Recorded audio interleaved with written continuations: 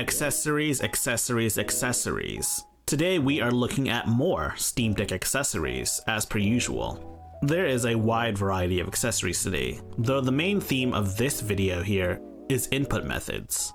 Quite a few of them actually. There's going to be some that are super useful and some that are super zany. Regardless of where these lie, this is a showcase of accessories you could be using on your Steam Deck today.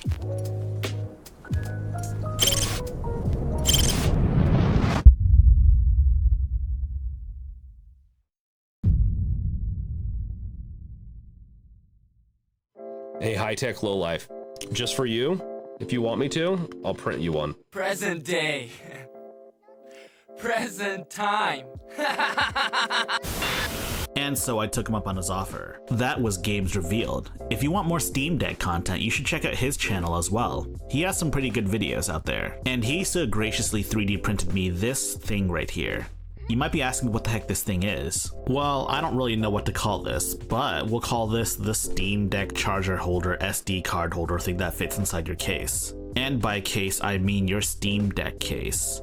He actually printed out two of these things for me. One of them is a slightly modified design of his own, bearing his insignia. I'm probably going to be using this one. So what's so special about these darn things?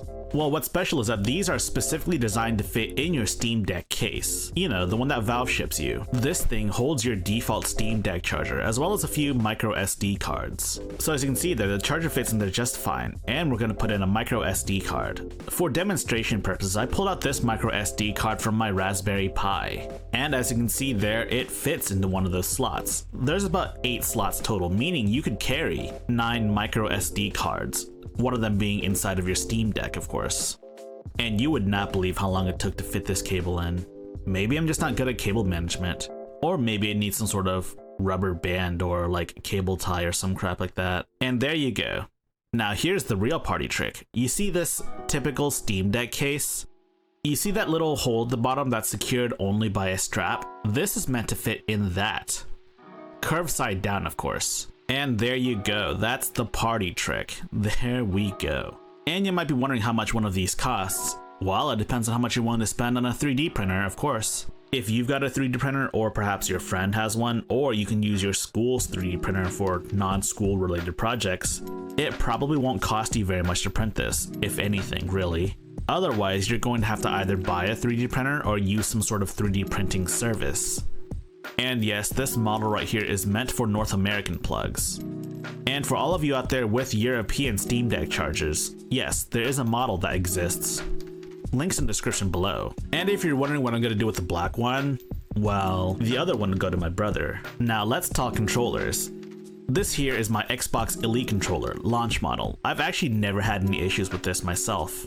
And yes, I know that the early models were notorious for having issues, but I've never had any of these issues, so maybe I just got the golden sample. That said, that isn't my only controller that I have here for you guys today. This here is my 8-bit DO controller. I actually bought this for use with my Nintendo Switch a couple of years back, and I had planned on making a video about it a long time ago. But honestly, I got kind of lazy and I kind of forgot about doing it. So if you don't have a 3D printed jig to fit in your Steam Deck, you could always fit this controller in the back of it. Like honestly, this is probably the only controller I could fit inside of this Steam Deck case, in the back right here. Now I've got for you guys here a mechanical keyboard. This might be the second most unusual mechanical keyboard that I own. Is a mechanical keyboard strictly necessary for your Steam Deck experience? No, it's not. But if you're gonna buy a keyboard for your Steam Deck, you may as well go mechanical, because mechanicals are extremely high quality. This sort of resembles a 60% mechanical keyboard, but it's not. Instead, this is a full-size keyboard with every button you would need for a keyboard. It's also Bluetooth as well. This Chassepot keyboard is not especially portable, but whenever someone sees you using this thing, it's always a head turner. And despite its unusual layout and unusual looks, I do quite like this keyboard a bit. That said, I made a review on this keyboard a couple of years ago, and if you want to check out that video, be sure to check it out. Do keep in mind though that that video isn't that great, so yeah, there's that. And honestly, I can't just make a video by controllers and not include fight sticks. They're like my favorite kind of controllers. I mean, I grew up in an arcade, so that's to be expected, but still. This is the TE2 from Mad Catz. TE2s are extremely high quality, and they still sell for hundreds of dollars if you can get your hands on one. You could also go the custom route if you really wanted to.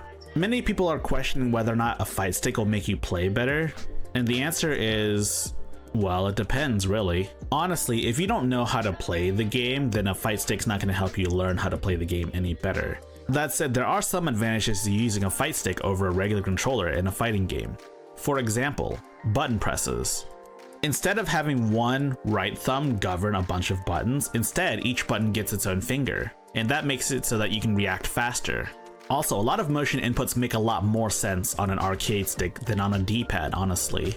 Yes, you can still execute all of those commands on a D-pad, but on a fight stick it just feels more natural, you know? Though it might have just been the fact that I played a lot of fighting games in arcades. And now it's a different day, and you know what that means? A different accessory. This protective case here was created by JSOX, the company that created that dock that I put up a review on. If you want to check that out, there's a link in the description below. But JSOX also said that they're creating an updated version of the dock. Basically, it's going to be the same dock but with USB 3.0 ports and gigabit Ethernet. So be on the lookout for that. It's coming out sometime in July of this year. So this is a protective case. Basically, you put your Steam Deck in here and it's supposed to protect it. The texture on the grips are quite grippy, and so in theory, it should slip out of your hands a lot less than normal.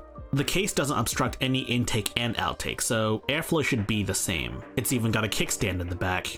The only real caveat I can think of is that it can be a little difficult to press the power button, but honestly, aside from that, there aren't too many issues. And to answer the inevitable question, yes, this still fits in your Steam Deck case.